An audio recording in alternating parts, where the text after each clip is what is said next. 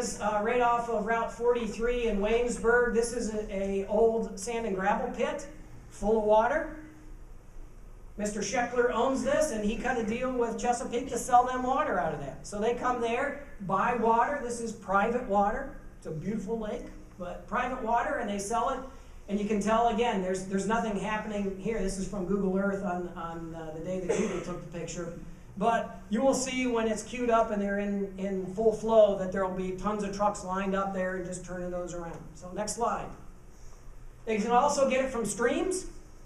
And they have little pumps like this. And you'd be surprised how small of a stream they're willing to take water out of. Their whole thing is they'll put one of these pumps and they'll let it run for a month.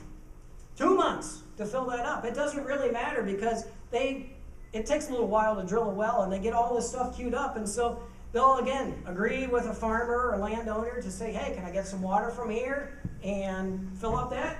Hey, it's not my water, I'm not really using it, just going down to my neighbor, why not get a penny a gallon for it? So they do. Next slide. Some water comes from ground wells, and Carroll County has at least one of the early, if not maybe the first wells drilled specifically to remove water from an aquifer for a fracking operation. It's called the Blazer well. It is an 11-inch well. Anybody knows about water, that's a really big well.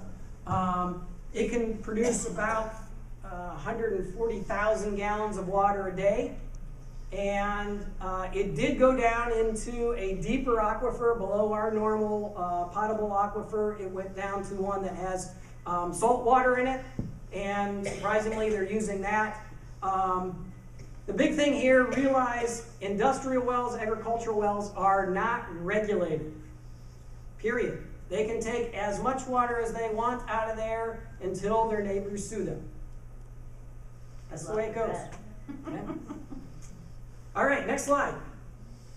And yes, Virginia, groundwater withdrawals can impact landowners. This actually is a tile operation in Minerva. They have a bunch of industrial wells they use to make tile because they have to mix clay and water together. They had a pond there. They agreed to sell water to Chesapeake from that pond.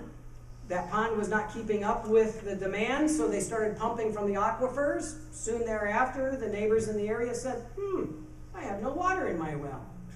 I wonder if it's any relation to those pumps running 24 hours a day, 7 days a week over there at Summitville Tile.